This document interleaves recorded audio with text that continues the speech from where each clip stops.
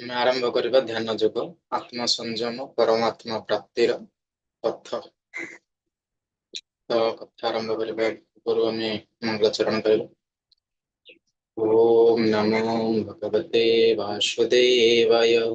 ଓମ୍ ନମୋ ଭଗବତେ ବାସୁଦେବାୟ। ओम नमो भगवते वासुदेवाय। ओम ज्ञानतिमिरन्धस्य ज्ञानञ्जनशलाकया चक्षुरुन्मिलितं येन तस्मै श्रीगुरवे नमः। श्रीचैतन्यमनोभीष्टं स्थापितं येन भूतले सोऽयं रूपः कदा मह्यं ददाति सोपदान्तिकम्। नमो विष्णुपादाय कृष्णप्रेष्ठाय भूतले श्रीमते असितकृष्ण स्वामिनिते नामिने।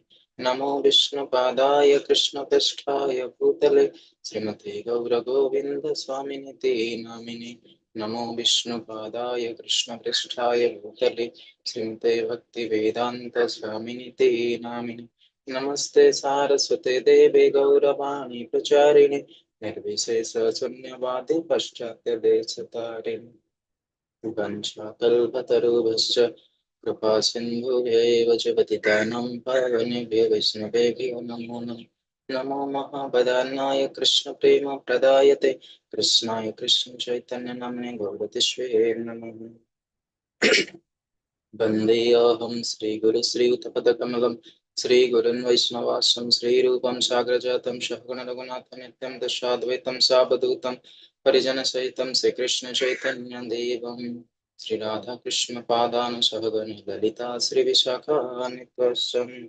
हे कृष्ण करुणा सिंधु दीनबंधु जगत्पते गोपेश गोपिका कांत राधा कांत नमस्तुते। तप्त कांचन गौरांगी राधे वृंदावनेश्वरी वृषभानुसुते देवी प्रणमामि हरिप्रिये। नमो नळीननेत्राय विनोदिने राधाधर सुधापान शळिने वनमालिने राधाम्रसेश्वरीं रम्या गोविन्दं मैनीं परा वृषभानुसुतां देवी नमामि श्रीहरिप्रियम्। महाभाव स्वरूपं त्वा कृष्णप्रिया वरीयसी प्रेम भक्ति प्रददेवी राधिके त्वां नमाम्यहं। वन्दे वृन्दावनं गुरु कृष्ण कमललोचनं वल्लभी वल्लभं देवं राधालिङ्गित विग्रहम्। नीलाचल निवासाय नित्याय परमात्मने बलभद्र सुभद्रभ्यां जगन्नाथाय नमः। नारायणं नमस्कृत्यं नरं चैव नरोत्तमं देवीं सरस्वतीं व्यासं ततो जयमुदीरयेत्। नष्टप्रायेषु अभद्रेषु नित्यं भगवत सेवया भगवत उत्तम श्लोके भक्तिर्भवति नैष्टिके। मूकं करोति वाचालं पङ्गुं लङ्घयते गिरि यत्कृपातमः वन्दे श्रीगुरुदिनतारिणे परमानंद माधव।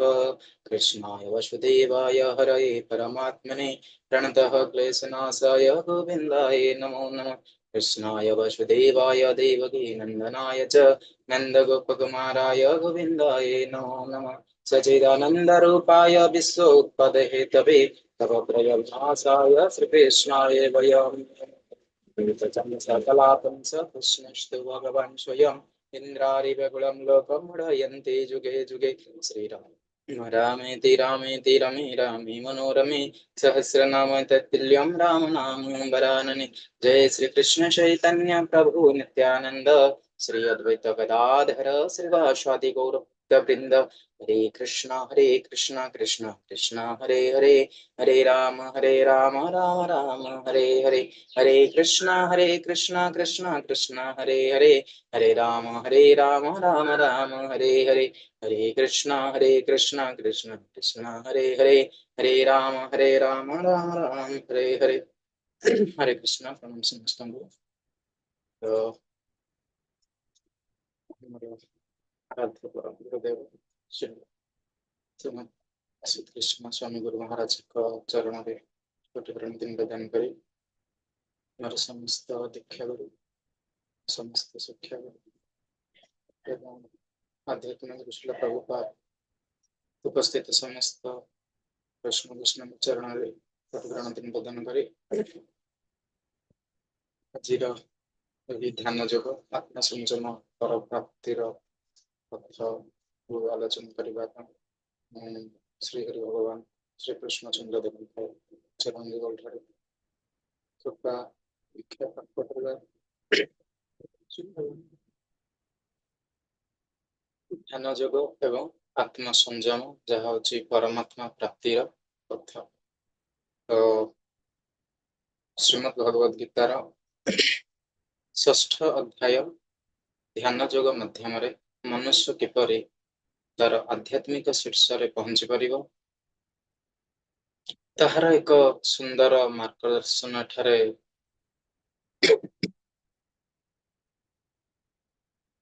ପ୍ରଦାନ କରାଯାଇଛି ଏବଂ ମନର ସଂଯମତା ଏବଂ ଇନ୍ଦ୍ରିୟ ମାନଙ୍କୁ କିଭଳି ଭାବରେ ଆମେ ବଶ କରିପାରିବା ତାହା ମଧ୍ୟ ଏଠାରେ ଗୁରୁତ୍ୱ ଆରୋପ କରାଯାଇଛି, ଯାହା ଦ୍ୱାରା ଜଣେ ସାଧକ ପ୍ରକୃତ ଯୋଗୀ ହୋଇପାରିବ। ଭଗବାନ ଶ୍ରୀକୃଷ୍ଣଙ୍କ ମତରେ ଯିଏ କର୍ମଫଳ ପ୍ରତି ଆସକ୍ତ ନ ହୋଇ ନିଜର କର୍ତ୍ତବ୍ୟ କର୍ମ ସମ୍ପାଦନ କରେ ସେ ହିଁ ପ୍ରକୃତ ସନ୍ନ୍ୟାସୀ ଏବଂ ଏଥିରେ ଅଷ୍ଟାଙ୍ଗ ଯୋଗର ବିଭିନ୍ନ ବିଧିବିଧାନ ସହ ଏକାନ୍ତରେ ଧ୍ୟାନ କରିବା ଏବଂ ସମତ ଭାବ ରଖିବାର ଆବଶ୍ୟକତା ବିଷୟରେ ବୁଝାଯାଇଛି। ଶେଷରେ କୃଷ୍ଣ ଚୈତନ୍ୟକୁ ଯୋଗର ଚରମ ସିଦ୍ଧି ଭାବରେ ବର୍ଣ୍ଣନା କରାଯାଇଛି, ଯାହା ମନୁଷ୍ୟକୁ ପରମ ଶାନ୍ତି ଏବଂ ମୁକ୍ତି ପ୍ରଦାନ କରିଥାଏ। ତ ଏହି ଅଧ୍ୟାୟ ଧ୍ୟାନ ଯୋଗ, ଏହି ଧ୍ୟାନ ଯୋଗର ବାସ୍ତବରେ ମହତ୍ଵ କଣ?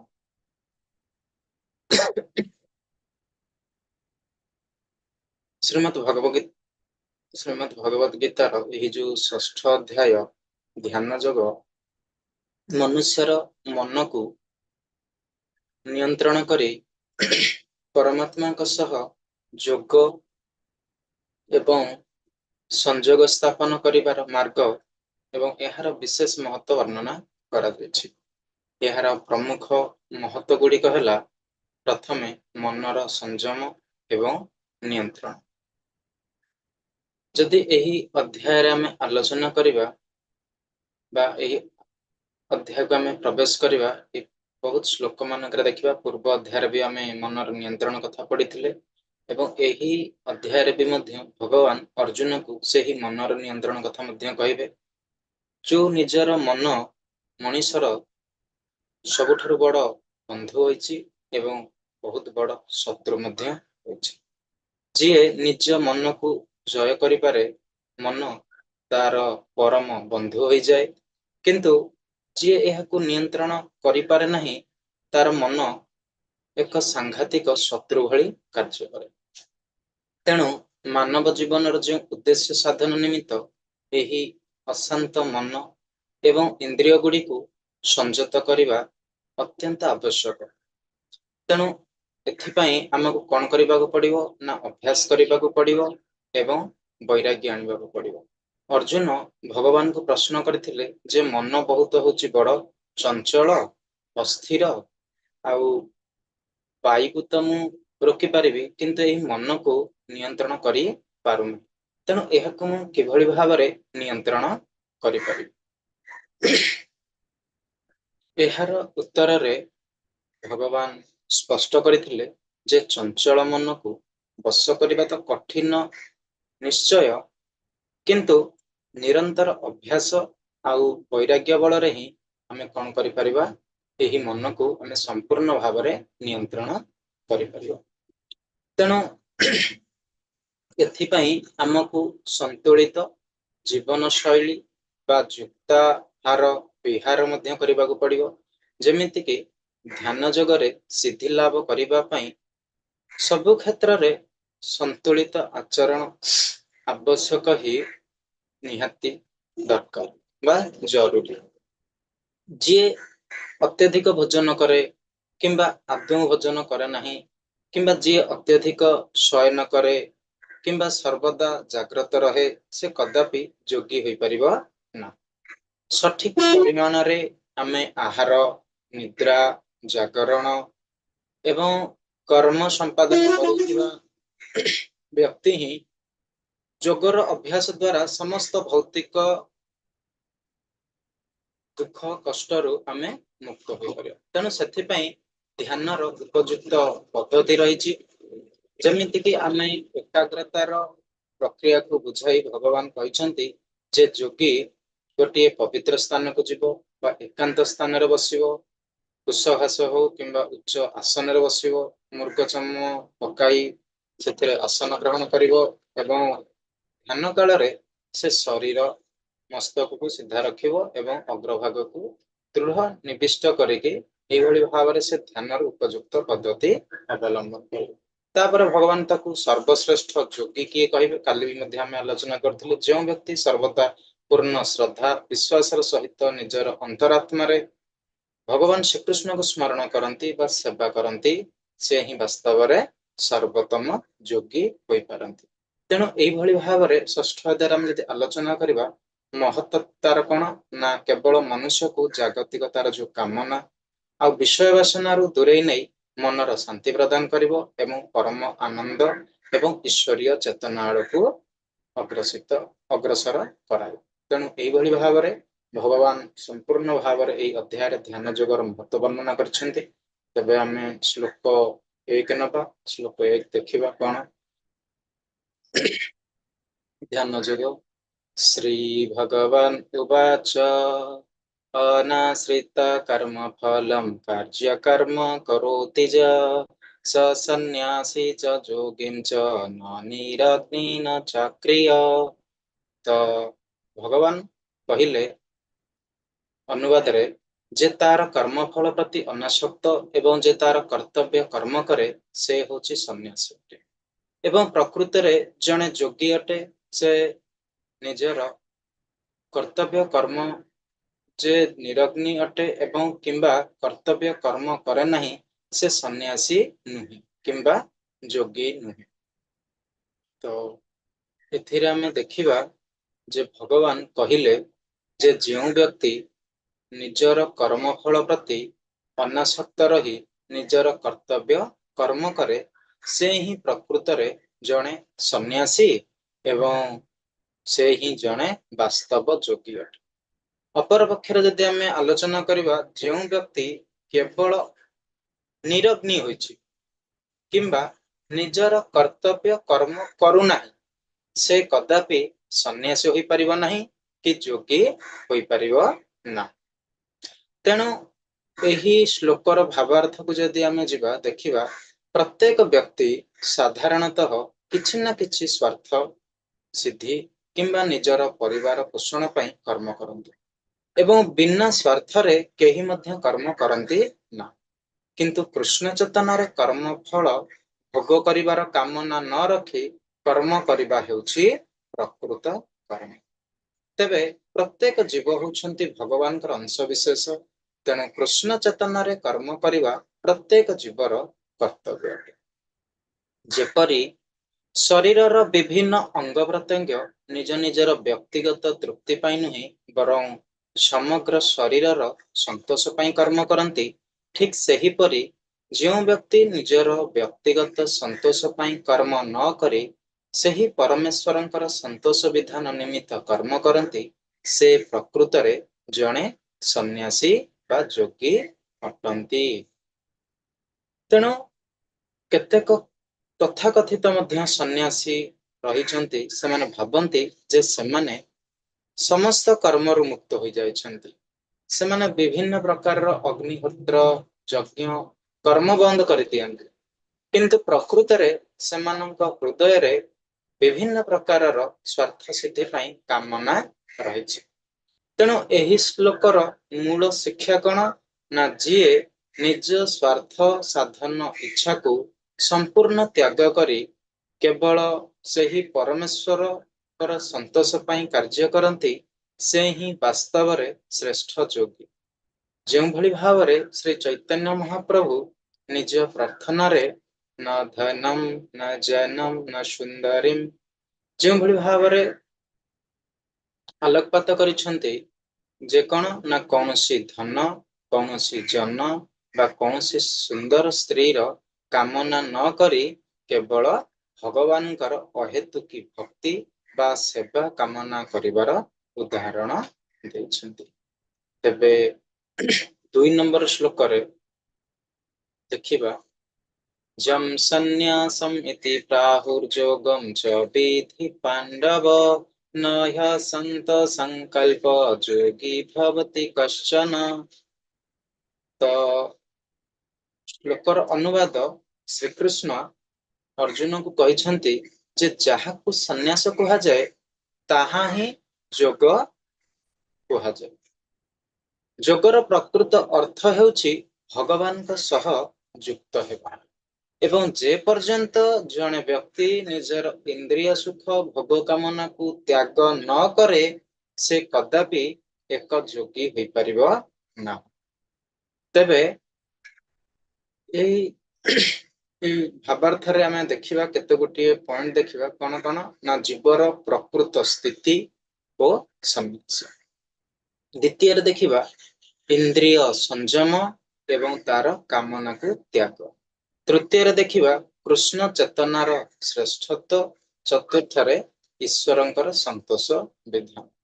तेबे जीवर प्रकृत स्थिति आ संन्यास कौन ना प्रत्येक व्यक्ति निजर प्रकृत स्वरूप बा स्थिति जानिबा उचित। जीवर स्वरूप है नित्य कृष्णर दास तेणु सेही अनुजाई मध्य कार्य करिबा उचित। जीव हेउछि भगवानकर तटस्थ शक्ति। जो भाव में भगवानकर अनंत शक्ति मध्यरु त्रि स्तरीय शक्ति रही तीन प्रकार शक्ति रही भगवानकर अंतरंगा शक्ति बहिरंगा शक्ति एवं तटस्थ शक्ति। तेणु सही तटस्थ शक्ति होची एही जीव। तेणु जेतेबेले भौतिक प्रकृतिर जंतारे पड़े से कौन हो जाए ना बंधन पड़ जाए बा बद्ध जीव हो जाए। किंतु जेतेबेले से कृष्ण चेतनाशील हो जाए से दिव्य शक्ति संबंध रे सचेतन हो जाए। सेतेबेले से निजर प्रकृत स्थिति रे रहे। एही अवस्था रे रही कार्य करने को ही प्रकृत संन्यास जोग बा भक्ति कहा जाए। तेबे आसला एठी जे भक्ति आमे कौन क्या कहबा जे कृष्ण चेतनाशील बा दिव्य संबंध रे सचेतन हुए सेतेबेले से निजर प्रकृत स्थिति रे रहे एवं जेतेबेले एही अवस्था रे रही से कार्य करने को ही कौन कहा जाए ना प्रकृत संन्यास जोग कहा जाए बा आमे ताकू कहि परिबा भक्ति। तेणु इंद्रिय संयम एवं तार कामना को त्याग करियो। काली आमे आलोचना करथिले वांट्स आर अनलिमिटेड। तेणु सही वांट्स को से केमिति दमन करि परिबो किभଳି भाबरे संयम करि परिबो सही कामना को किभଳି भाबरे त्याग करि परिबो केवल इंद्रिय संयम द्वारा। जने व्यक्ति जेतेबेले तार पूर्ण ज्ञान स्तर रे से उपनीत हो जाए से समस्त प्रकार इंद्रिय सुख सुख कामना इंद्रिय रो जो सुख प्राप्त कर से सबू को कौन कर संपूर्ण रूप से त्याग कर। तेबे कृष्ण चेतनार श्रेष्ठत्व कौन ना साधारण योगी माने भौतिक संस्पर्श इंद्रिय मान को दूर को रखा अभ्यास करते। जो व्यक्ति कृष्ण चेतनाशील से निजर समस्त इंद्रिय को केवल कृष्ण कर्म रे बा भगवान कर्म रे लगाए बा भगवान सेवारे लगाए। फल अन्य कौन सी जागतिक कर्म रे इंद्रिय को विनियोग करिवार अवकाश ता पाखरे न थाए। तेणु एही कारणरू कृष्ण चेतनाशील व्यक्ति एक संगे जने सन्यासी होई पारंती एवं योगी मध्य होई पारंती। ज्ञान एवं योग मार्गर जो निर्दिष्ट उद्देश्य रही ताहा होची कोन कृष्ण चेतना मार्ग रे स्वतः परिस्फुट होई जाय। जदि एई भली भाबरे आमे करिवा तापरे कोन हबो ना ईश्वरंकर संतोष विधान होई परियो। जदि केही निजर स्वार्थ अनुकूल कर्म को त्याग करि पारे नाही तेबे ता पई ज्ञान आउ योग मार्गर कौनसी मूल्य नहीं। यार प्रकृत लक्ष्य हला कोन ना व्यक्ति निजर आत्मसंतोष जनक कर्म त्याग करी केवल भगवानकर संतोष विधान जनक समस्त कर्म करने को प्रस्तुत हेबा उचित। तेणु जदि आमे आलोचना कले प्रकृत रे जने कृष्ण चेतनाशील तांकर इंद्रिय सुख भोग कामना आदौ न थाए एवं से सर्वदा भगवानकर संतोष विधान निमित्त निजको नियुक्त करिथांती। तेणु एही भली भाबरे जदि जने कृष्ण चेतना अभ्यास करंती तेबे एही समस्त उद्देश्य कौन हो पारिबो स्वतः साधित होई परिबो। तो श्लोक 3 आरुरुक्षर्मुनर्योगं कर्मकारम् उच्यते योगारूढस्य तस्यैव समकारम् उच्यते। तो एथर अनुवाद हम देखिबा कोन ना अष्टांग योग साधन करबाकू जे आरंभ करिछि ताहा पई कर्म हेउछि माध्यम एवं जे योग अवस्था प्राप्त होइछि ता पई समस्त प्रकार भौतिक कर्म को बंद करबा माध्यम। तो भावार्थ रे कोन हम देखिबा ना योग रूपी सीढ़ी भगवान सहित संयोग स्थापन करिवार विधि को आम कौन कहू ना गोटे योग कहू किंबा ताकू एठी तुलना करा जायछि कोन गोटे सीढ़ी सहित। सीढ़ी रे चढ़ी जने व्यक्ति जपरि ऊपर को जाए ठीक सही परी एई योग विधि अभ्यास करी व्यक्ति निजर सर्वनिम्न भौतिक स्थिति रु आरंभ करी क्रमशः से विशुद्ध होई दिव्य जीवन मार्ग रे अग्रसर होइथाय एवं आत्म अनुभूति लाभ करे। एही उन्नतिर सीढ़ी को साधारणतः 3 भागरे विभक्त करा जाए। प्रथमटा होची ज्ञान योग, द्वितीयटा होची ध्यान योग एवं तृतीयटा होची भक्ति योग। तेणु तार जो प्रारंभिक अवस्था एही सीढ़ीर मूल देश बा आरंभ को आमे योग आरु रुक्षु स्तर बोली कहिथाउ। तेणु एही स्तर रे योग आरंभ करुथिबा साधक प्रथमे विधि विधान उपरे से यौगिक आसन अभ्यास करंतु। प्रथम विधान कण ना आसन अभ्यास से करिवे जहा कि शारीरिक क्रिया उपरे आधारित। प्रारंभिक अवस्था रे एही समस्त क्रिया सकाम भौतिक कर्म बोली विवेचित हुए।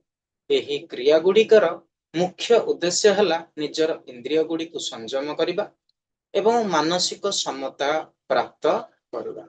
ता परवर्ती अवस्था होची उन्नत अवस्था।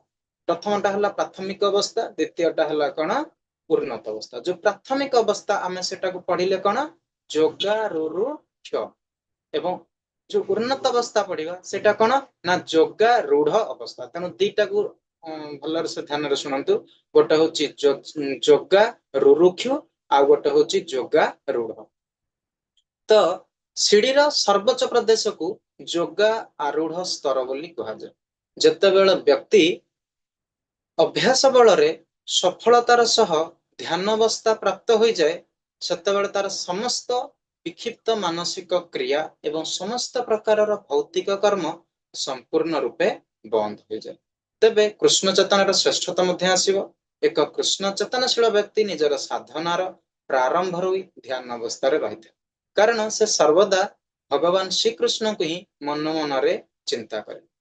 तेणु निरंतर कृष्ण को सेवारे नियुक्त थिबारु से समस्त प्रकार भौतिक कर्मरु से स्वतः विरत हो जाए। तेणु से आम जो महामंत्र आरंभ करुचे सेटा भी आमर कौन हो जाए ध्यान हो जाए। तेणु प्रथम आम वीडियो छड़ा जाए वीडियो को देखिए कौन कर प्रथम ध्यान सहित आम हरे कृष्ण महामंत्र को जप कर। तेणु श्लोक 4 रे आमे देखिबा जेतेबेले व्यक्ति समस्त प्रकार भौतिक कामना को त्याग करे जेतेबेले से इंद्रिय तृप्ति निमित्त आ कर्म करे नाही किंबा सकाम कर्म रे नियुक्त हुए नाही सेतेबेले से योगारूढ़ अवस्था प्राप्त होइछि बोली कुहाजी। तेणु एथिरे कोन हबो एथिरे भी मध्य से भली भाव रे हमें तीनोटी दिग को आलोचना करिवा। प्रथमटा होछि आत्म संतोष आ भगवत सेवा। जेतेबेले कौनसी व्यक्ति संपूर्ण रूपे भगवान दिव्य सेवारे नियुक्त हो जाए से निज आत्मा रे परम संतोष लाभ करे। एहीपरि भाव रे से आ इंद्रिय सुख रे माते ना किंबा कौनसी सकाम कर्म रे लिप्त रहे ना। द्वितीय रे हम आलोचना करिवा कोन ना कर्म एवं स्वार्थ।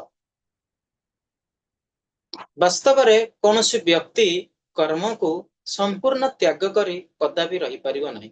विशेष करी कली जुग आम कौन कर्म को त्याग करें ना जेकोसी धंदा को त्याग करी आम बंची पारिबा नहीं। कारण प्रत्येक मनुष्य को प्राणी को कर्म करिवो एवं तार रोजगार प्राप्त करी से धन अर्जन उपार्जन करिक कौन करिवो तार पेट पोषिबो। तेणु एभली भाव रे कली जुग आम संपूर्ण भाव रे कर्म को त्याग करिपरिबा ना। तेणु जदि से कृष्ण चेतनशील न हेबे तेबे से सर्वदा निजर कौन कौथरे लगी रहिबे केवल स्वार्थ सिद्धि रे एवं कामना पूर्ति निमित्त। तेणु जदि से कृष्ण चेतनशील न हेबे तेबे से सर्वदा निजर स्वार्थ सिद्धि कामना ही कौन करिवे ना मनोनिवेश करिवे एवं केवल ताहार सुजोग को से खोजिबे। तेणु आमको कौन करबाकू पड़िबो प्रकृत इंद्रिय नियंत्रण करबाकू पड़िबो। तेणु एक कृष्ण चेतनशील व्यक्ति भगवान संतोष विधान निमित्त कार्य करुथिबारु से संपूर्ण रूपे इंद्रिय सुख भोगरु स्वतः विरत होई पारिबो। किंतु जहार एही प्रकारर आध्यात्मिक अनुभूति नहीं से जोग सिद्धिर शेष पहाचरे पहुंचीबा पूर्वरु बाहर को देखाइबा पई से कृत्रिम उपाय निजर भौतिक कामना को दूरेई देबाकू वृथा चेष्टा करिଥାଏ। अर्थात जोगारूढ़ अवस्था लाभ करिवार मूल मंत्र हेउची निजको ईश्वरंकर दिव्य सेवारे नियोजित करिबा, जहा द्वारा व्यक्ति सहजरे भौतिक कामना और इंद्रिय तृप्ति मुक्त होई पारिबा। तापरे आमे आलोचना करिबा मनर दुईटी दिग जोटा प्रथमे मु आरंभ करिथिली। मनर दुईटी दिग गोटे होची बंधु आ गोटे होची शत्रु किभली भाबरे कार्य करंती। जदि आमे श्लोक 5 रो अनुवाद देखिबा व्यक्ति मन साहाय्य निजको अर्थात बद्ध जीवात्मा को ऊपर को उठाइबा उद्धार करिबा उचित, यहाकू तल को खसाइबा एवं अधोगति कराइबा उचित नहीं। मन ही बद्ध जीवात्मार बंधु अटे एवं शत्रु मध्य अटे। तेणु आत्मा शब्दर अर्थ कौन ना आत्मा शब्दटा एटना टिके मध्य लक्ष्य करते आम सब बेले एठी ना ही प्रश्न आसे आत्मा जो कहूँ आम क्या कहूँ। तेणु आत्मा शब्दटा विभिन्न स्थान रे विभिन्न स्थल रे विभिन्न परिस्थिति दृष्टिकोण विभिन्न जगार भिन्न भिन्न अर्थ को आमर एठी प्रतिपादन करा जायछि। तेणु आत्मा शब्द विभिन्न स्थल रे भिन्न भिन्न अर्थ रे यथा शरीर मन और आत्मा भाव रे व्यवहृत हुए। जमिति ब्रह्म को आमे देखिथिले एठी मध्य आत्मा शब्द मध्य आलोचना, किंतु जोग मार्ग रे मन ही प्रधान होइथिबारु एठारे आत्मा कहिले मुख्यतः मन को ही बुझाए। जोग साधनार उद्देश्य कौन ना जोग साधनार प्रकृत उद्देश्य है मन को संयम करने, इंद्रिय भोग्य विषय वस्तु को दूरेई आने, मनर तालीम आउ तार बंधन। मानव साधारणतः भौतिक स्थिति रे मन और इंद्रियर वशीभूत हो पड़ि था। तेणु व्यक्तिर मन आउ अहंकार जितेबाला भूत प्रकृति को उपभोग करने को इच्छा करे सेतेबेले सही बद्ध जीवात्मा सांसारिक बंधन दशा भोग करे। तेणु ये आसला कौन जीवात्मा काली जो माताजी जो प्रश्न पचारुले तेणु से परमात्मा आ जीवात्मा ये जीवात्मा कौन करे ना सांसारिक बंधनर दशा को भोग करिଥାଏ। व्यक्ति इंद्रिय भोग्य विषय वस्तु प्रति जेते आकृष्ट हब से सेतिकी परिमाण रे भौतिक बंधन रे पड़िବ। तेणु मुक्तिर सर्वोत्तम पंथा कौन ना मन को एपरि आमको तालीम देबाकू पड़िବ जेपरिकी भूत प्रकृतिर मोहिनी शक्ति रे आकृष्ट हेब नाही एवं बद्ध जीवात्मा को अविद्या रूपक अंधकार रक्षा करि परिबो। भौतिक बंधन मुक्त हेबार सर्वोत्तम पंथा हेउछि केवल निजर मन को भगवान श्रीकृष्णंकर चरण जुगल रे समर्पण करिबो।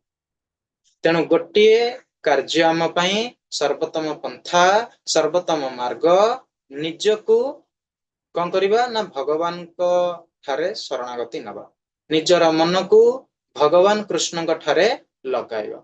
जो मन सर्वदा कृष्ण चेतना रे थाए ताहा परम मुक्तिर कारण अटे बोली बुझिबाकू पड़िबो। तो मन को संयत करी ईश्वरंकर दिगरे लगाइबा तेबे एहा आमर सबुठारु बड़ बंधु होई आमको मुक्ति देव। किंतु जदि मन को आमे इंद्रिय सुख रे निमज्जित रखिबा तेबे एहा हमकु शत्रु परि अधोगति आड़कू टाणे।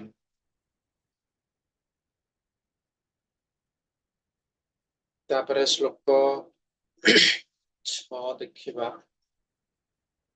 से भली भाबरे मनर स्थिति एवं एहाकू नियंत्रण करिवार परिणाम विषय रे वर्णना करा जायछि। उधेरदात्मनं नामानं साधयेत् आत्मेव ह्यात्मनो बंधुरात्मेव हृत्पुरमन। तो व्यक्ति मन साहाय्य निजक ऊपर को उठाइबा उचित, तलकू नेबा उचित नुहे। मन बद्ध जीवात्मार बंधु तथा शत्रु मध्य अटे। तेणु से भली भाव में आम जो श्लोक वर्तमान आलोचना कले 5 एवं 6 से 6 रे भी मध्य एई भली भाव में मन गोटे उत्तम बंधु, मन गोटे सांघातिक शत्रु, मनर किभली भाव में आम संयमर आवश्यकता करिबा, असंयत मनर प्रभाव रखिबा एवं संयत मनर फलाफल पाइबा केमती। जेतेबेले व्यक्ति निजर मन को आयत्त करि निए सेतेबेले से स्वेच्छाक्रम हृदय रे सेही विद्यमान परमात्मा अर्थात भगवान आदेश मानिबा को प्रस्तुत हो जाए। मन संयत हेबा मात्रे ही व्यक्ति कौन हबो ना स्वतः भगवान आदेश मानि थाए एवं कृष्ण चेतनशील होई से दिव्य स्थिति को प्राप्त करे। बंधुरात्मनस्तस्य जेनात्मेत्मन जीत अनात्मनस्तु शत्रुत्वे वर्तेतात्मैव शत्रुवत्।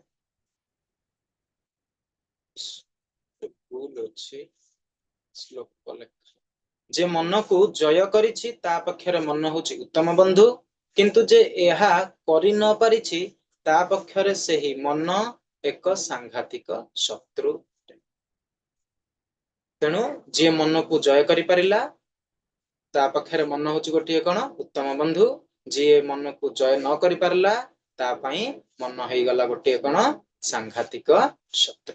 तबे श्लोक 7 मध्ये हम आलोचना करिवा। श्लोक 7 रे देखिबा कोन न मन को संयत करिथिबा व्यक्तिर स्थिति एवं लक्षण। जो प्रकार रे प्रश्न आसिला जे जे मन को जय कला एवं जे मन को जय करबा, तेणु मन को जय करि परिवार जो लक्षण क्यों व्यक्ति माने एई भली भाव रे मन को तांकर स्थिति कोन एवं तांकर लक्षण। तेबे जो व्यक्ति निजर मन को संपूर्ण रूपे संयम करिछि से प्रशांत लाभ करिछि एवं से परमात्मा को प्राप्त होइछि बोली बुझिबाकू पड़िबा। एही प्रकारर व्यक्ति शीत उष्म अर्थात गरम ठंडा सुख दुख मान अपमान सब होछि सम। तेणु आपको हम जति आलोचना करिबा हृदय रे से परमात्मा उपस्थिति को जानि पारिबा। प्रत्येक जीवर हृदय रे परम पुरुष भगवान परमात्मा रूप रे विद्यमान अछंती। तांकर आदेश मानिबा प्रत्येक जीवर कर्तव्य। मनर विचलित अवस्था आ तार संयम। जतबेले व्यक्तिर मन बाह्य बहिरंग शक्ति द्वारा विचलित हो जाए सेतबेले व्यक्ति भौतिक कर्म एवं सांसारिक बंधन रे छंदी हो जाए। किंतु जतबेले कौनसी व्यक्ति योग पद्धति अवलंबन करी मन को संयम करे से निजर प्रकृत लक्ष्य स्थल रे पहुंची जाइछि बोली बुझिबाकू पड़िबो। मन संयमर मूल फल कौन? मनर स्वाभाविक प्रकृति है गोटे उच्चतर आदेश को मानिबा सेही अनुजाई कर्म करिबा। तेणु जेतेबेले मन उच्चतर शक्ति रे स्थिर हो जाए व्यक्ति पाखरे परमात्मा निर्देश मानिबा व्यतीत अन्य कौनसी पंथा नथि। अर्थात मन संयत हो गले व्यक्ति स्वतः भगवान आदेश मानि था।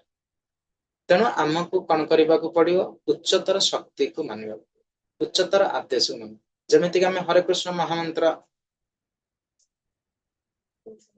नौचे उच्चारण करुचे तेबे आमको अन्य कौन ध्वनि शुणा इच्छा हेनी। तेणु यहाँ कौन जोटा को आम अधिक यहाँ हूँ आम उच्चतर मध्यम हो गला।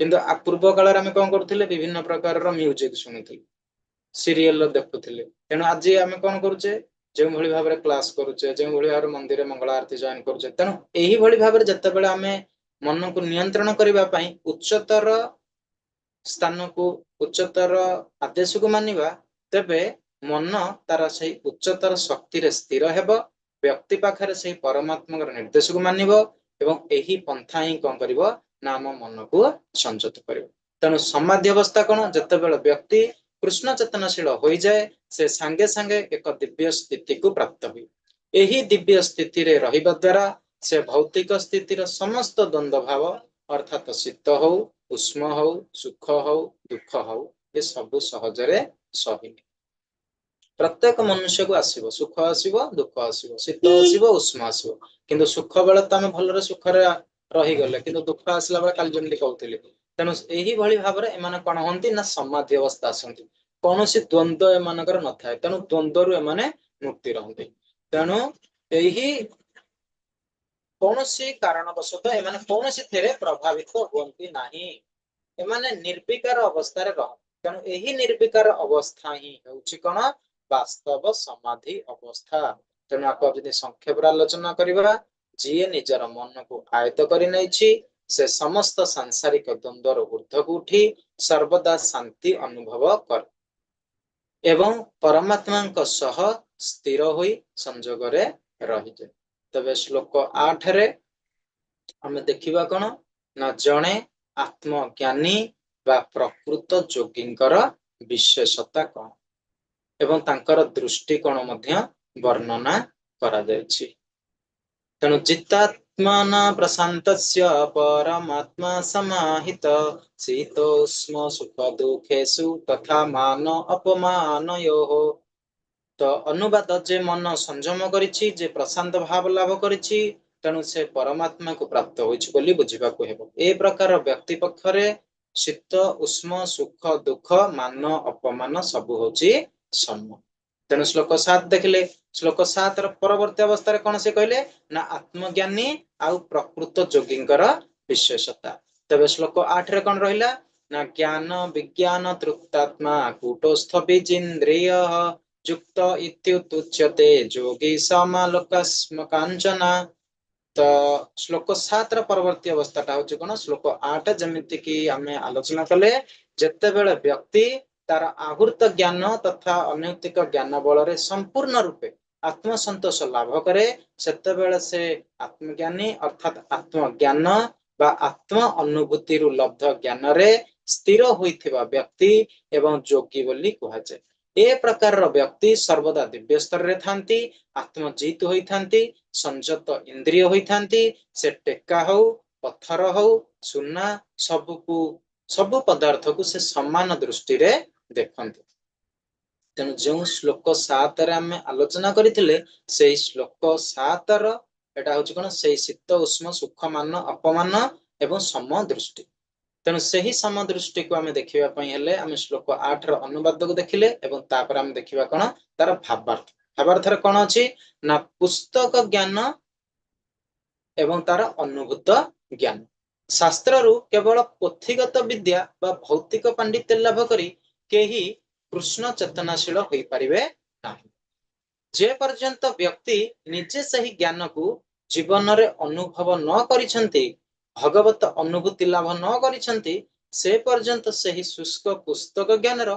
कौनसी आवश्यकता ही नाही बा तार कौनसी मूल्य भी नाही तेणु शुद्ध भक्तंकर संग करिबा एवं कृष्ण कृपा हमको मिलिबो तबे कोन ना भगवत गीतार ज्ञान होची कृष्ण चेतना विज्ञान जने व्यक्ति जेतेबेले कौनसी शुद्ध भक्तंकर सहित से संग लाभ करे से निजे मध्य शुद्ध चेतना को पूर्णित हुए केवल कृष्ण कृपारु ही से जने व्यक्तिर हृदय रे एही भली भाबरे ज्ञान और विज्ञान स्फुरण करिथांती एवं सर्वदा से दिव्य आत्म संतोष लाभ करिथांती से भौतिक वस्तु प्रति सम दृष्टि तेणु एही श्लोक रे व्यवहृत होइथिबा शब्द समलोष्टास्म कांचन अर्थ माटी टेका पत्थर एवं सोना को समान भाविबा पूर्व अध्याय में 18 नंबर श्लोक रे मध्य देखिथिले विद्या विनय संपन्ने ब्राह्मणे गविहस्तिनि सुनी चैव सुपाके च पंडितः समदर्शी जेमिति समदृष्टि ब्राह्मण हो, गाभी हो, हस्ती हो, चंडाल हो एवं श्वान कुकुर। तेणु सेठी जेमिति से समदृष्टि एठी भी मध्य से भली भाବରେ कौन हबो समदृष्टि रखिबार अछि। कोथिरे कोथिरे ना सुना हो, पत्थर हो, टेका। तेणु भौतिक वस्तु प्रति जेतेबेले से समदृष्टि रखिदेले तेणु जणे आत्म अनुभूति प्राप्त जोगी पई एही भौतिक संपत्ति बा ज्ञान गोटिए बाली गरडा हो किंबा प्रस्तर खंड ठारू अधिक किछि होई नथाय। तेणु जीए निज इंद्रिय गुड़ी को संपूर्ण रूप से बश करती प्रकृत दिव्य ज्ञान लाभ करती तांको पई सांसारिक मूल्यवान ना मूल्यहीन वस्तु मध्य कौन प्रभेद नथा। जी सांसारिक मूल्यवान आ मूल्यहीन वस्तु मध्य कौन प्रभेद देखती ना तेणु सी कौन हो गले आत्मजित हो गले। तेणु से समस्त पदार्थ को से कौन करें ना समान दृष्टि देखिपारे। तेणु समान दृष्टि देखिले आ कोठी शांति आ कोठी अशांति को अनुभव करें ना।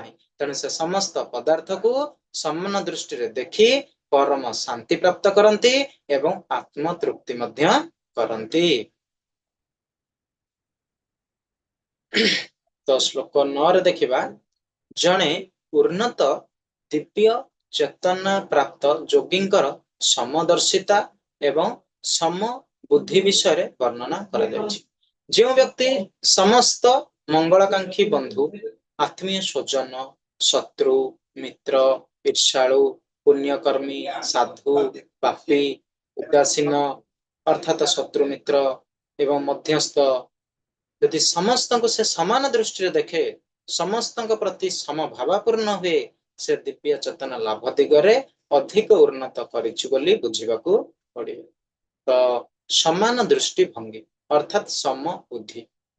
संसार रे साधारण लोक माने व्यक्तिगत स्वार्थ आ संपर्क को आधार करी लोक मानकु भिन्न भिन्न दृष्टि देखते केही समानकर शत्रु आ केही मित्र किंतु जणे प्रकृत आत्मज्ञानी एही जागतिक भेदभाव बहुत ऊर्ध्वरे रही थांती।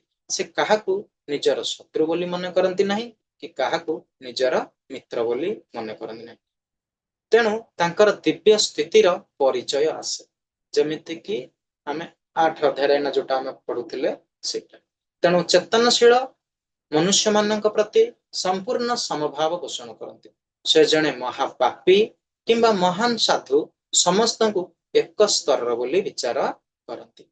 आध्यात्मिक उन्नति कौन ना जेतेबेले जणे व्यक्ति ठारे एभली समबुद्धिर जागरण हुए ताहा प्रमाणित करे जे भौतिक स्तर को अतिक्रम करी परमार्थ मार्ग अर्थात दिव्य चेतन रे सर्वोच्च स्थिति को से लाभ करिसेंते।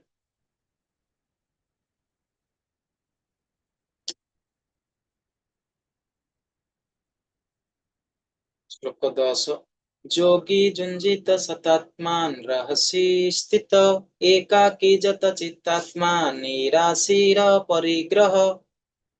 जोगी सर्वदा परमात्मा ठारे मन को एकाग्र करने निमित्त चेष्टा करवा उचित। से एक एकाकी स्थान रे एकाकी वास करी बड़ सावधानता पूर्व सहकारे सर्वदा मन संयम करवा उचित। से समस्त भौतिक कामना एवं अधिकारित्व भावरु मुक्त हेबा उचित। तेणु कृष्ण होचंती ब्रह्म परमात्मा एवं परम पुरुष भगवान हिसाब रे अनुभूत होइथांती। त्रिस्तरीय प्रतीति अच्छी ब्रह्मेति परमात्मेति भगवानेति। तेणु से भली भाव रे जणे जोगी सर्वदा निजर मन को परमात्मा ठारे एकाग्र करिବ एवं से एकांत स्थान रे एकाकी वास करने सहित निजर मन को संयम करिवार आवश्यकता रही। एथि सहित से समस्त प्रकार भौतिक कामना अर्थात अधिकारी स्वभाव संपूर्ण मुक्त हेबा उचित। तेणु भावार्थरे आम आलोचना करवा कृष्ण चेतना एवं एकाग्रता। द्वितीय आलोचना करवा एकांत वास। तृतीय आलोचना करवा कामना और अधिकार भावरु अर्थात निराशीर परिग्रह। तो कृष्ण चेतना एवं एकाग्रता कौन ना जोग साधनार प्रथम प्रधान कर्म है सर्वदा कृष्ण ठारे परमात्मा ठारे मन को स्थिर रख जड़े साधक एक मुहूर्त सुधा भगवान को भूली जा उचित नुहे एवं निरंतर भाव स्मरण रखिबार आवश्यकता अछि। एकांत बास कण ना मन को संपूर्ण रूपे एकाग्र करने योगी को एक निर्जन तथा एकांत स्थान रे बसवास करने को पड़िबो। यार उद्देश्य होची बाह्य जागतिक विषय वस्तु निज ध्यान को हटाइबा एवं साधना रे प्रतिकूल हेउथिबा समस्त विषय को त्याग करबा।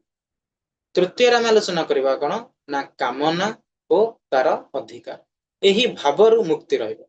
जने प्रकृत जोगी भौतिक विषय वस्तु को अधिकार करने को प्रयास करने उचित नहीं किंबा सेगुड़िक प्रति जो मोर आ जो मु अधिकारी ए जो अहम भाव ए भावना रखिबा उचित नहीं।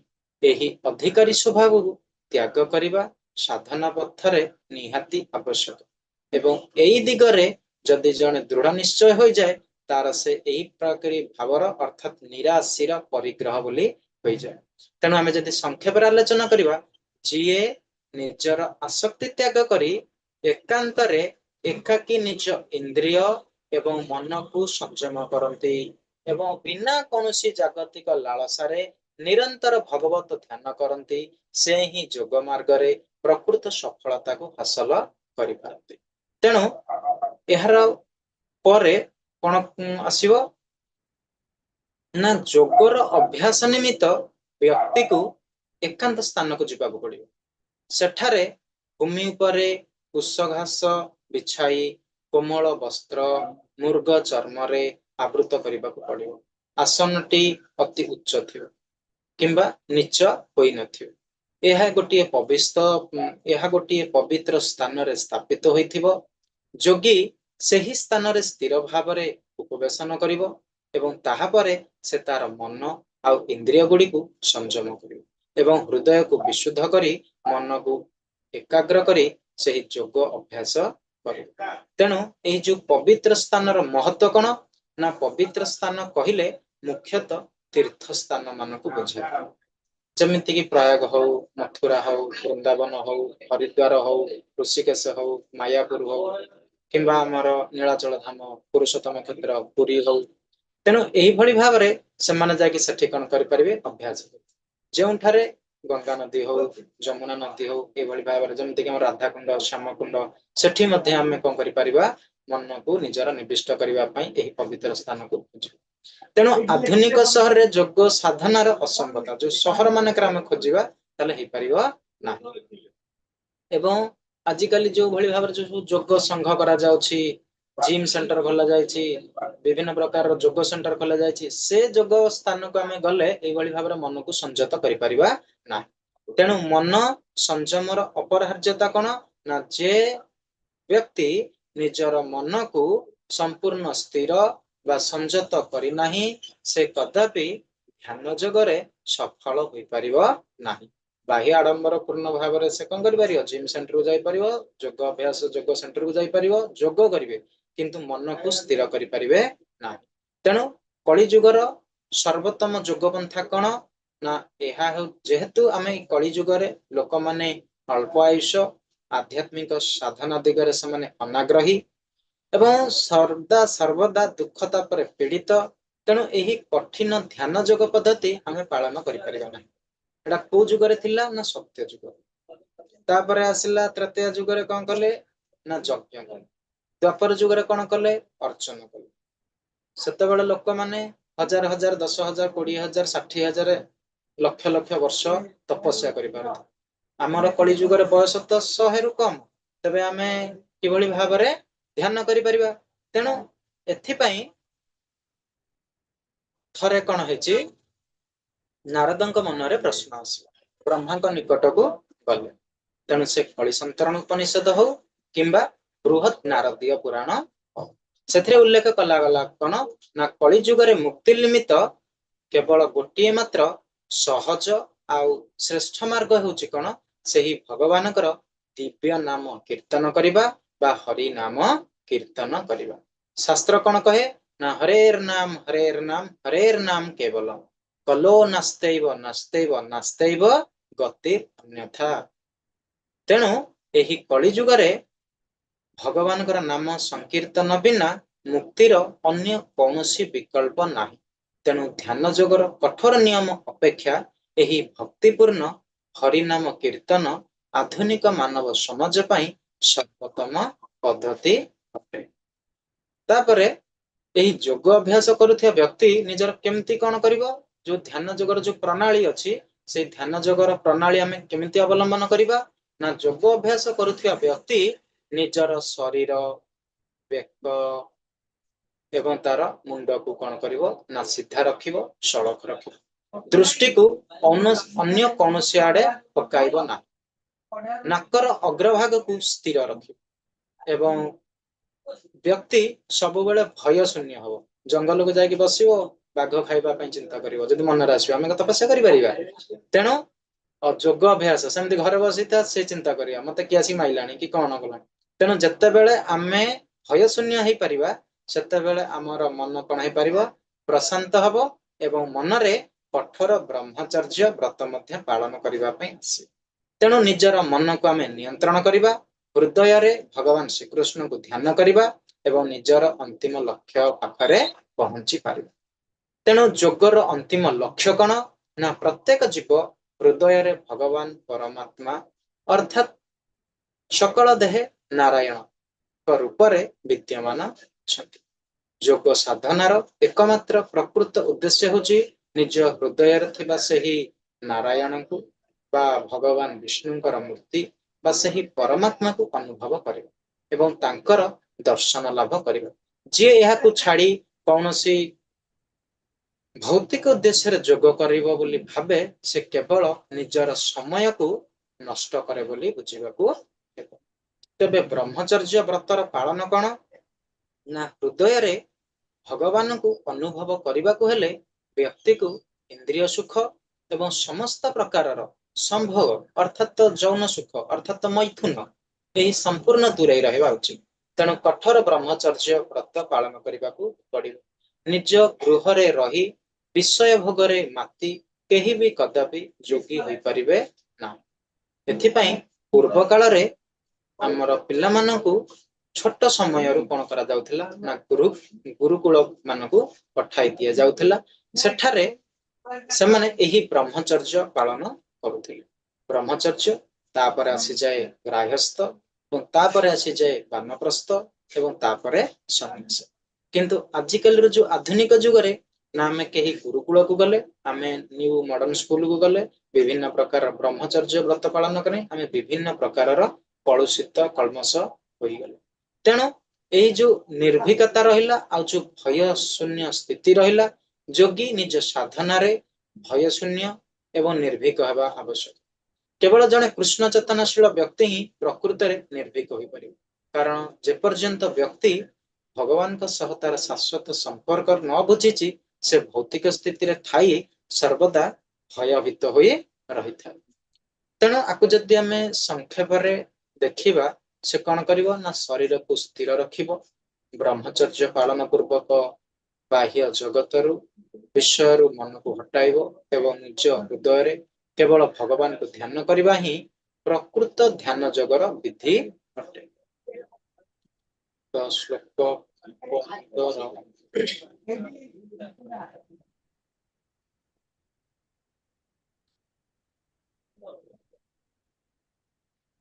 एही प्रकारे शरीर एवं मन आउ कर्म को संयत करी भौतिक स्थितिर से जो जवनिका पात करी जोगी भगवत साम्राज्य एवं कृष्णकर धाम को प्राप्त होइଥାଏ जोगर प्रकृत आउ अंतिम लक्ष्य कौन ना जोग अभ्यास रे अर्थ जे केवल निजर स्वास्थ्य को भल करिबा किंबा कौनसी प्रकार भौतिक सिद्धि लाभ करिबा जदि कहीं केवल यही उद्देश्य रे जोग करे तेबे भगवत गीता अनुଯାयी से प्रकृत जोगी जोगर मूल लक्ष्य होची निजर शरीर और मन को आयत करी भौतिक जीवनर अवसान घटाइबा एवं अंतिम रे परम व्योम एवं भगवत धाम रे प्रवेश करिबा तापरे परम धामर स्वरूप कौन ना आमे मध्य 15 अध्याय देखिबा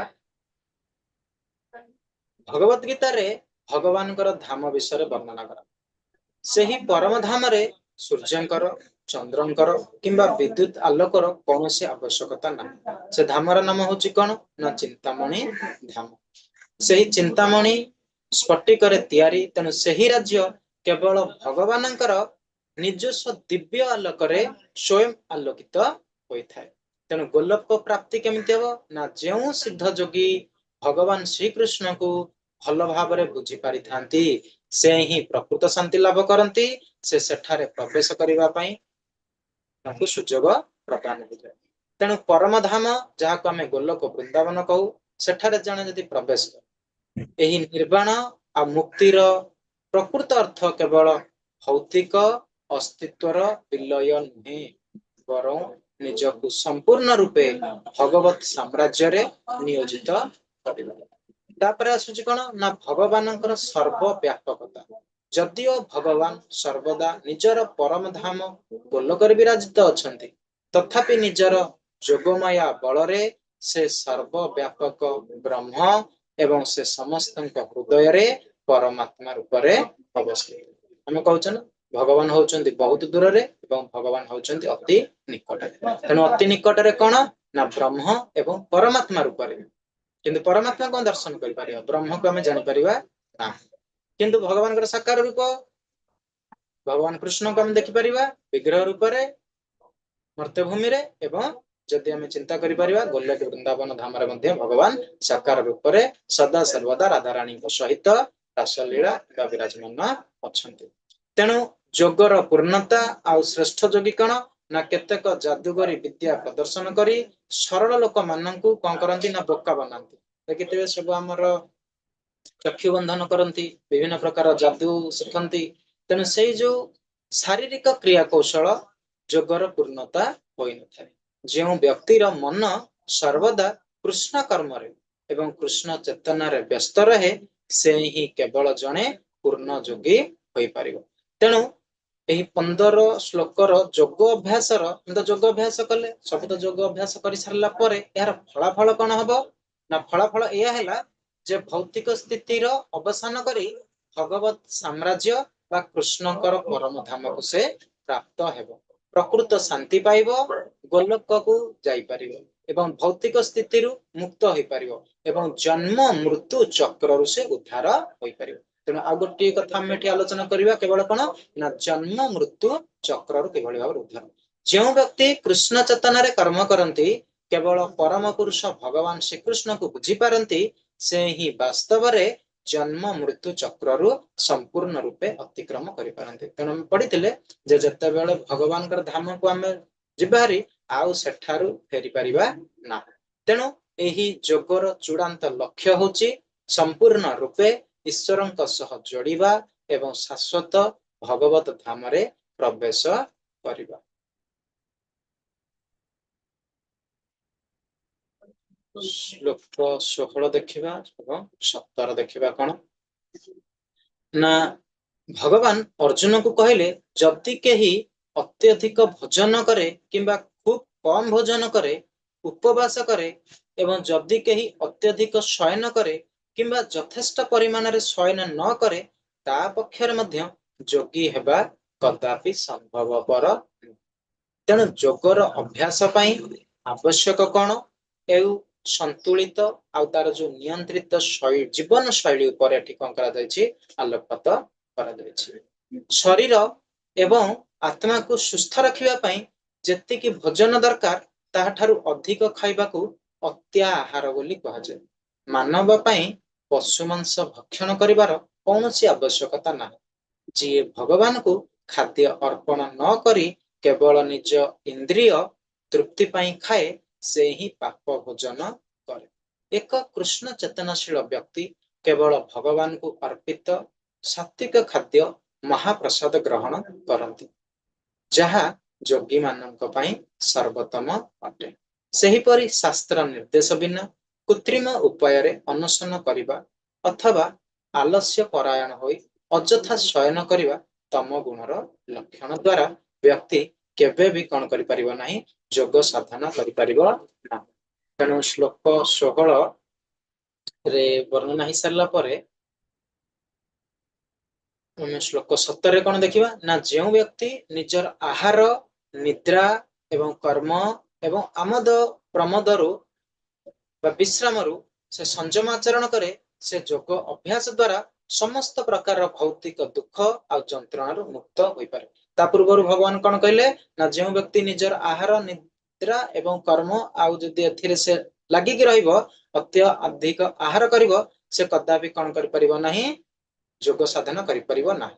ଯଦି ଏଇ ଗୋଟିକୁ ସେ ରୋକି ପାରିବ ତେବେ କଣ କରିପାରିବ ନା ତା ସେ ଦୁଃଖ ଯନ୍ତ୍ରଣାରୁ ମୁକ୍ତ ହୋଇପାରିବ ଏବଂ ସଂଯମତା ଅବଲମ୍ବନ କରିପାରିବ ଏବଂ ନିଜର ଯୋଉ ସମୟ ନଷ୍ଟ କରିବ ନାହିଁ ଏବଂ ପରିଶେଷରେ ସେ ଅତ୍ୟଧିକ ଭୋଗ ବିଳାସ କଠୋର ଶାରୀରିକ ନିର୍ଯାତନା ସଫଳ ଯୋଗୀ ହେବା ପାଇଁ ନିଜର ଦୈନନ୍ଦିନ କାର୍ଯ୍ୟରେ ଗୋଟିଏ ସନ୍ତୁଳିତ ଏବଂ ଯୁକ୍ତ ଜୀବନ ଯାପନ କରିବା ନିହାତି ଆବଶ୍ୟକ। ତେଣୁ ଏଇଭଳି ଭାବରେ ଏକ କୃଷ୍ଣ ଚେତନଶୀଳ ବ୍ୟକ୍ତି ନିଜର ମୌଳିକ ଶାରୀରିକ ଆବଶ୍ୟକତା ଗୁଡିକରେ ସର୍ବଦା ନିୟନ୍ତ୍ରିତ ରହିଥାନ୍ତି। ସେ ଆହାର କ୍ଷେତ୍ରରେ ସେ କେବଳ ଭଗବାନ କୃଷ୍ଣଙ୍କର ଅର୍ପିତ ପ୍ରସାଦକୁ ଗ୍ରହଣ କରିଥାନ୍ତି। କର୍ମ କ୍ଷେତ୍ରରେ ସେ ଜୀବର ଗୋଟିଏ ମିନିଟ ମଧ୍ୟ ବୃଥାକୁ ନଷ୍ଟ କରନ୍ତି ନାହିଁ ଏବଂ ନିଜକୁ ସର୍ବଦା ଭଗବାନଙ୍କର ଦିବ୍ୟ ସେବାରେ ନିୟୋଜିତ କରିଥାଏ। ସାଂସାରିକ କଥାବାର୍ତ୍ତା କିମ୍ବା ଇନ୍ଦ୍ରିୟ ସୁଖ ଭୋଗରେ ସେ ନିଜର ସମୟକୁ ନଷ୍ଟ କରେ। ତେଣୁ ଏହି ପ୍ରତ୍ୟେକ କାର୍ଯ୍ୟରେ ସେ ସଂଯମତା ଅବଲମ୍ବନ କରୁଥିବାରୁ ତାଙ୍କୁ କୌଣସି ଜାଗତିକ ଦୁଃଖ ଯନ୍ତ୍ରଣା ବାଧି ନଥାଏ। ତେବେ ଏଠାରେ ଆମେ ଦେଖିଲେ କଣ ପାଞ୍ଚଟି ଜିନିଷ ଦେଖିଲେ। ପ୍ରଥମ ଜିନିଷଟା ଆମେ କଣ ଦେଖିଲେ ନା ଜଣେ କୃଷ୍ଣ ଚେତନାଶୀଳ ବ୍ୟକ୍ତି ନିଜର ମୌଳିକ ଶାରୀରିକ ଆବଶ୍ୟକତା ଗୁଡିକରେ ସେ ସର୍ବଦା ନିୟନ୍ତ୍ରିତ ରହିଥାନ୍ତି। ଏକ ଦ୍ୱିତୀୟରେ କଣ ନା ଆହାର କ୍ଷେତ୍ରରେ ସେ କେବଳ କୃଷ୍ଣଙ୍କ ପ୍ରସାଦ ଗ୍ରହଣ କରନ୍ତି। ତୃତୀୟରେ କଣ ନା କର୍ମ କ୍ଷେତ୍ରରେ ସେ ଜୀବନର ଗୋଟିଏ ମିନିଟ ମଧ୍ୟ ବୃଥା ନଷ୍ଟ କରିନଥାଏ ଏବଂ ସଦା ସର୍ବଦା ଭଗବାନଙ୍କର କୃଷ୍ଣଙ୍କ ସେବାରେ ନିୟୋଜିତ କରିଥାଏ। ଚତୁର୍ଥଟା କଣ ନା ତାଙ୍କର କର୍ମ କୌଣସି ଦୋଷଯୁକ୍ତ ନ ହୋଇ କେବଳ ଦିବ୍ୟ କର୍ମ ହୋଇଥିବାରୁ ଅଯଥା ସେ ସାଂସାରିକ କଥାବାର୍ତ୍ତା କିମ୍ବା ଇନ୍ଦ୍ରିୟ ସୁଖ ଭୋଗରେ ସେ ନିଜର ସମୟକୁ ନଷ୍ଟ କରନ୍ତି ନାହିଁ। ଯାହା ଆମେ ସବୁ ଆଲୋଚନା କରିଥିଲେ ଗୀତା ମହାତ୍ମ୍ୟର ଶେଷ ଦିନ ଯୋଉ ଯୋଉ ପ୍ରଶ୍ନର ଯୋଉମାନେ ମାତାଜୀ ହୁଅନ୍ତୁ ପ୍ରଭୁଜୀ ମାନେ ଯାହା ସବୁ କହିଥିଲେ ଏଇଠି ହଉଛି ସେଇ ଜିନିଷଟା ସମସ୍ତଙ୍କର ଗୋଟେ ଗୋଟେ ଅନୁଭବ ଥିଲା। ତେଣୁ ସେଇ ସମସ୍ତ ଅନୁଭବ ଏଇଠି ହିଁ ଅଛି ପାଞ୍ଚଟି ଯାକ ସମ୍ପୂର୍ଣ୍ଣ ଭାବରେ। ତେଣୁ ସାମଗ୍ରିକ ଭାବରେ ଯଦି ଆମେ ଦେଖିବା ଏହି ଦୁଇଟି ଶ୍ଲୋକର ମୂଳ ଶିକ୍ଷା କଣ ନା ସଫଳ ଯୋଗୀ ହେବା ପାଇଁ ଅତ୍ୟଧିକ ଭୋଗ ବିଳାସ କିମ୍ବା କଠୋର ଶାରୀରିକ ନିର୍ଯାତନା ଉଭୟକୁ ସେ ବର୍ଜନ କରନ୍ତି। ନିଜର ଦୈନନ୍ଦିନ କାର୍ଯ୍ୟରେ ଏକ ସନ୍ତୁଳିତ ଏବଂ ଭଗବତମୁଖୀ ଯୁକ୍ତ ଜୀବନ ଯାପନ କରିବା ନିହାତି ଆବଶ୍ୟକ ହୋଇଥାଏ। ତେଣୁ ତା ପରବର୍ତ୍ତୀ ସମୟରେ ଯେତେବେଳେ ଯୋଗୀ ଯୋଗ ଅଭ୍ୟାସ ଦ୍ୱାରା ନିଜର ମାନସିକ କାର୍ଯ୍ୟାବଳୀକୁ ସମ୍ପୂର୍ଣ୍ଣ ସଂଯତ କରେ ସମସ୍ତ ପ୍ରକାରର ଭୌତିକ କାମନାରୁ ସେ ଶୂନ୍ୟ ହୋଇଯାଏ ତେବେ ସେ କଣ ହୋଇଯାଏ ନା ଦିବ୍ୟତାରେ ପ୍ରତିଷ୍ଠିତ। ସେତେବେଳେ ସେ ପ୍ରକୃତ ଯୋଗର ଅଭ୍ୟାସକୁ ଲାଭ କରିଛୁ ବୋଲି କୁହାଯାଏ। ତେଣୁ ସାଧାରଣ କର୍ମୀ ମାନଙ୍କର ଯୋଉ ଅନେକ ପ୍ରକାରର ଯୋଉ ଭୌତିକ କାମନା ଅଛି ଯୋଉ ଯୌନ ସୁଖ ଯୋଉ ଇନ୍ଦ୍ରିୟ ତୃପ୍ତି ପାଇବା ପାଇଁ ଯୋଉ ଇଚ୍ଛା କରନ୍ତି କିନ୍ତୁ ଯୋଗୀର କୌଣସି ପ୍ରକାରର ଆଉ ଭୌତିକ କାମନା ହିଁ ରଖିନଥାଏ। ସେ ନିଜ ମନ ଆଉ ତାର ଇନ୍ଦ୍ରିୟକୁ ଏଭଳି ଭାବରେ ନିୟନ୍ତ୍ରଣ କରିଥାଏ ଯେ ତାକୁ ଆଉ କୌଣସି ଲୌକିକ ବାସନାକୁ ସେ ବିଚଳିତ କରିପାରେ ନାହିଁ। ଯେଭଳି ଭାବରେ ଆମେ ଗୋଟେ ଉଦାହରଣ ନେଇପାରିବା ଅମ୍ବରୀଶ ମହାରାଜଙ୍କ। ସେ ତ ରାଜା ଥିଲେ କିନ୍ତୁ ରାଜା ହୋଇକି ବି ମଧ୍ୟ ତାଙ୍କର ପ୍ରତ୍ୟେକ ଅଙ୍ଗ ପ୍ରତ୍ୟଙ୍ଗ ଭଗବାନ କୃଷ୍ଣଙ୍କର ପଦାରବିନ୍ଦରେ ଲାଗି ରହିଥିଲେ। ତେଣୁ ସେ ନିଜର ମନକୁ ସଦାସର୍ବଦା କୃଷ୍ଣଙ୍କର ପାଦ ପଦ୍ମରେ ଏବଂ କଥାକୁ ଭଗବାନଙ୍କର ଗୁଣଗାନରେ ଏବଂ ନିଜର ସମସ୍ତ ଇନ୍ଦ୍ରିୟକୁ ଭଗବାନଙ୍କର ସେବାରେ ସେ ନିୟୋଜିତ କରିଥିଲେ। ଏହିପରି ଭାବରେ ନିଜର ମନ ଆଉ ନିଜର ଇନ୍ଦ୍ରିୟକୁ ସର୍ବଦା ଭଗବାନଙ୍କର ଦିବ୍ୟ ସେବାରେ ନିଯୁକ୍ତ କରିବା ହିଁ ବାସ୍ତବରେ ଦିବ୍ୟ ସ୍ଥିତି ଲାଭ କରିବାର ସଠିକ ପନ୍ଥା ଏବଂ ପ୍ରକୃତ ଯୋଗ ଅବସ୍ଥା ଅଟେ। 19 नंबर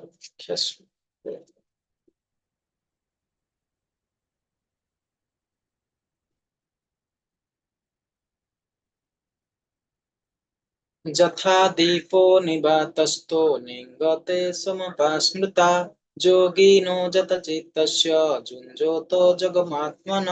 ତ ପବନ ନଥିବା ସ୍ଥାନରେ ଦୀପଟି ଯେପରି ସ୍ଥିର ଭାବରେ ଜଳେ, ଟିକିଏ ସୁଦ୍ଧା ହଲଚଲ ହୁଏ ନାହିଁ, ସେହିପରି ମନ ସଂଯମ କରିଥିବା ଯୋଗୀ ସତତ ସ୍ଥିର ଚିତ୍ତରେ ପରମାତ୍ମାଙ୍କ ଧ୍ୟାନରେ ରହେ। ସେ ଟିକିଏ ହେଲେ ଧ୍ୟାନରୁ ବିଚଳିତ ହୁଏ ନାହିଁ। ଏଇଟା ଆଲୋଚନା କଣ କରାହେଲା? ମନକୁ ଆମେ କେମିତି ରଖିବା ନା ଯେମିତି ପବନ ନଥିବା ସ୍ଥାନରେ ଦୀପଟି ଯେଭଳି ସ୍ଥିର ଭାବରେ ଜଳେ, ସେଇଭଳି ଭାବରେ ଆମେ ଏଠି ଆଲୋଚନା କରିବା ଏକ ପ୍ରକୃତ କୃଷ୍ଣ ଚେତନଶୀଳ ବ୍ୟକ୍ତି ସର୍ବଦା ନିଜ ହୃଦୟରେ ପରମାତ୍ମାଙ୍କ ଧ୍ୟାନରେ ନିମଗ୍ନ ଥାନ୍ତି। ତାଙ୍କର ଆରାଧ୍ୟ ଭଗବାନଙ୍କ ପ୍ରତି ଥିବା ଏହି ଅବିଚଳିତ ଆଉ ଏକାଗ୍ର ଭାବକୁ ଶାସ୍ତ୍ରରେ ପବନ ବିହୀନ ସ୍ଥାନରେ ଜଳୁଥିବା ସ୍ଥିର ଦୀପ ଶିଖା ସହିତ ସୁନ୍ଦର ଭାବରେ ତୁଳନା କରାଯାଇଛି। ଯେଉଁଠାରେ ପବନ ବହୁଥିବ, ଆମେ ରଖିଛେ ଦୀପ, ଏବଂ ଦୀପ ସ୍ଥାନକୁ ବହୁତ ଜୋରରେ ପବନ ଆସୁଛି, ପବନରେ କଣ ହବ ନା ଦୀପଟା ଲିଭିଯିବ। ତେଣୁ ଦୀପ କିଭଳି ଭାବରେ ଲିଭିବ ନାହିଁ? ଯେତେବେଳେ ପବନ ହବ ନାହିଁ। ତେଣୁ ଏହିଭଳି ଭାବରେ ଯେତେବେଳେ ପବନ ନଥିବା ସ୍ଥାନରେ ଦୀପଟି ଯେଭଳି ସ୍ଥିର ଭାବରେ ଜଳେ, ଟିକିଏ ସୁଦ୍ଧା ହଲଚଲ ହୁଏ ନାହିଁ, ସେହିଭଳି ମନକୁ ସଂଯମ କରିଥିବା ଯୋଗୀ ତାର ସ୍ଥିର ଚିତ୍ତରେ ପରମାତ୍ମାଙ୍କର ଧ୍ୟାନ କରିବ। ଯଦି ଆମେ ସେହିଭଳି ଭାବରେ ପରମାତ୍ମାକୁ ଧ୍ୟାନ କରିବା, କଣ ହେଇପାରିବା ନା କୌଣସି ଧ୍ୟାନରୁ ଆମର ମନ ବିଚଳିତ ହବ ନାହିଁ। ତେଣୁ ସେଇଭଳି ଭାବରେ ପବନ ନଥିବା ସ୍ଥାନରେ ଯେଭଳି ଭାବରେ ଦୀପ ଜଳିଥାଏ, ସେଇଭଳି ଭାବରେ ଆମର ମନ ପରମାତ୍ମାଙ୍କ ଠାରେ ସ୍ଥିର ରହିଥିବା ହେତୁ ଦୀପ ଶିଖା ପରି ସ୍ଥିର ହୋଇଯାଏ ଏବଂ ନିଶ୍ଚଳ ହୋଇଯାଏ। ତେଣୁ ଏଥିରୁ ଆମେ ଦେଖିଲେ କଣ ନା ଯେତେବେଳେ ବ୍ୟକ୍ତି ନିଜ ମନରୁ ସମସ୍ତ ବିଷୟ ବାସନା ଦୂର କରି କେବଳ ଭଗବାନଙ୍କର ପାଦ ପଦ୍ମରେ ନିଜ ଧ୍ୟାନକୁ ଗୋଟିଏ ଦୀପ ଶିଖା ପରି ସ୍ଥିର କରିଦିଏ ଏବଂ ନିଶ୍ଚଳ କରିପାରେ, ତାହା ହିଁ ହେଉଛି ଅସଲ ଯୋଗ ସିଦ୍ଧି।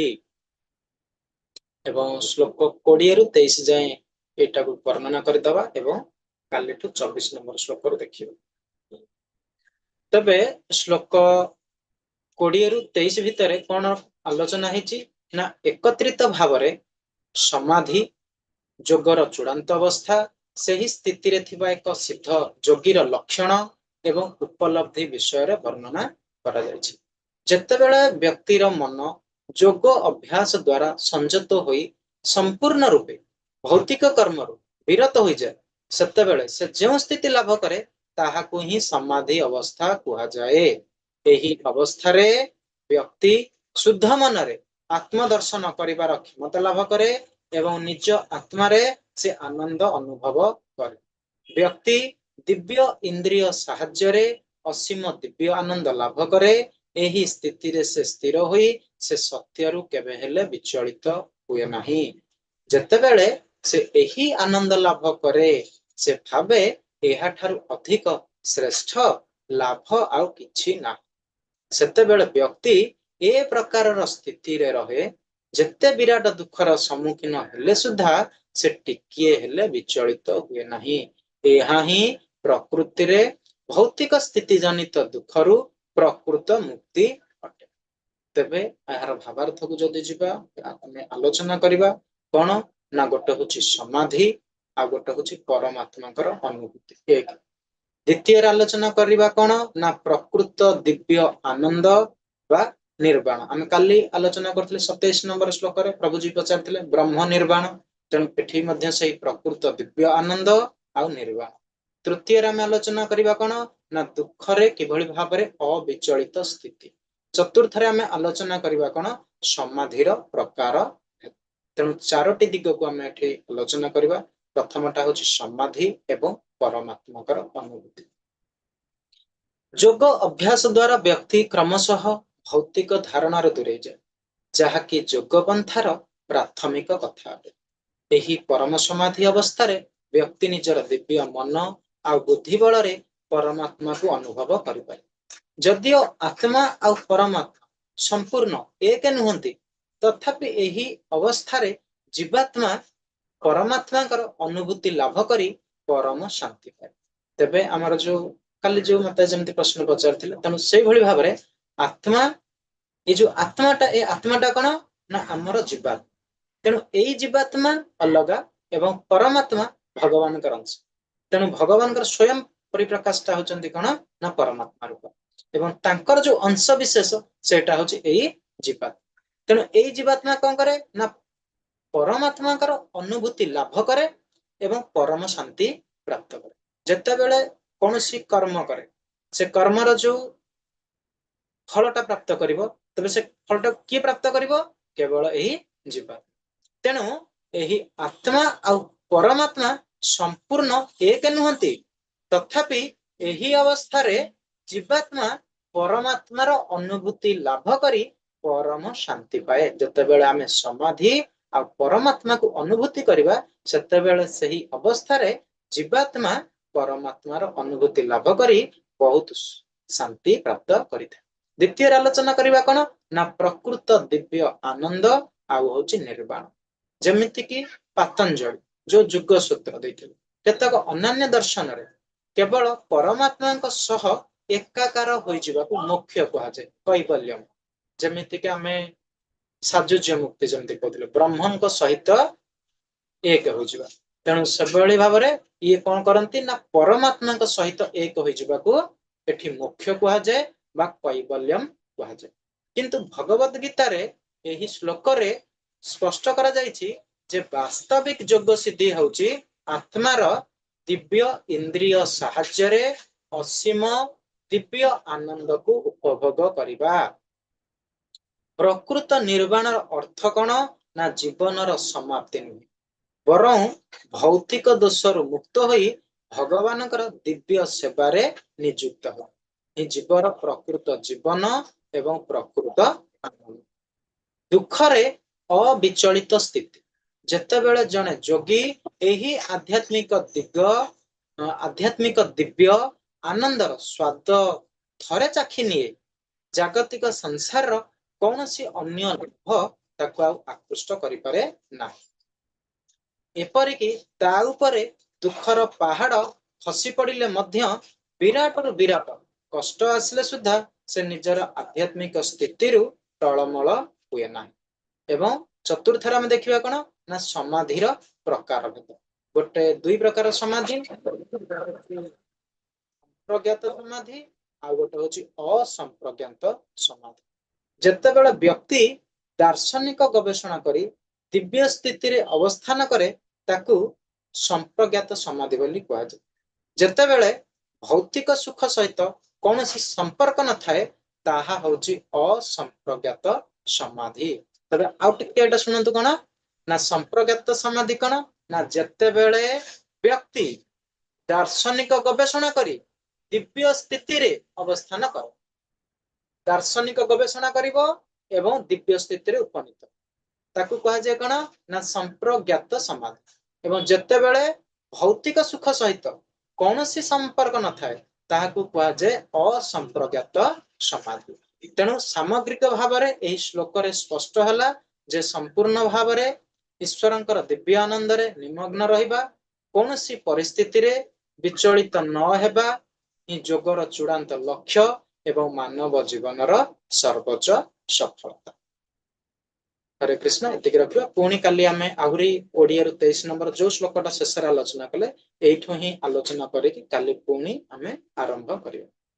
ହରେ କୃଷ୍ଣ। ଯଦି କାହାର କିଛି ପ୍ରଶ୍ନ ଅଛି, ବଡ ବିଷୟଟା 46 ନା 47 ନମ୍ବର ଶ୍ଲୋକ ଅଛି, ତେଣୁ ଠିକ ଅଛି ଯଦି ବୁଝିପାରିଲେ। ଯଦି କାହାର କିଛି ପ୍ରଶ୍ନ ଅଛି ଆଜି କିଛି ସମୟ ନେବା, ନହେଲେ କଣ କରିବା।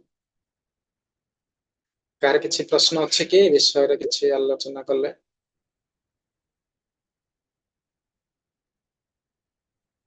ହରେ କୃଷ୍ଣ।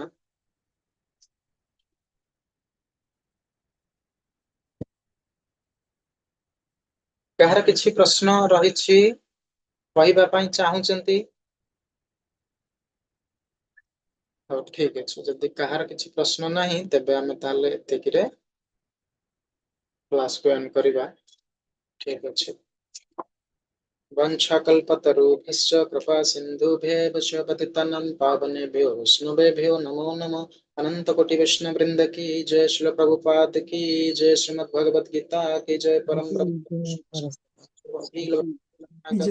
भगवान श्री कृष्ण देव की जय, हरे कृष्ण महामंत्र की जय, गौर भक्त वृंद की जय। प्रणाम ଆମେ प्रभु। କାଲି ପୁଣି ଏକତ୍ରିତ ହେବା। ପୁଣି ବହୁତ ସୁନ୍ଦର ବିଷୟ ପୁଣି ଆହୁରି ଅଛି, ଭଗବାନ ପୁଣି ଅର୍ଜୁନକୁ ଆହୁରି କହିବେ। ତେଣୁ ଆଜି ଆଉ ଟିକେ ମୁଁ ଲଙ୍ଗରିଂ କଲି ନାହିଁ, ଯାହା ଯାହା ଅଛି ସେ ବିଷୟକୁ ପଳେଇଲି, ବାହାର କିଛି ଆଉ, କାରଣ ବଡ ବିଷୟ ହେଇଯାଉଛି, 2 ଦିନରେ ବି ଶେଷ କରିବା ବୁଝେଇବାଟା ହେଇପାରୁନି। ଠିକ ଅଛି, ଯଦି ଯେତିକି ହେଇପାରୁଛି ମୁଁ ସେତିକି କରିବା ପାଇଁ ଚେଷ୍ଟା କରୁଛି। ଦେଖିବା କାଲି କିଛି ବି ପୁରା ସମ୍ମାନ ନେଇଯାଇଛି। हरे कृष्ण, प्रणाम ସମସ୍ତେ। प्रणाम प्रभु जी, माता समस्त प्रणाम।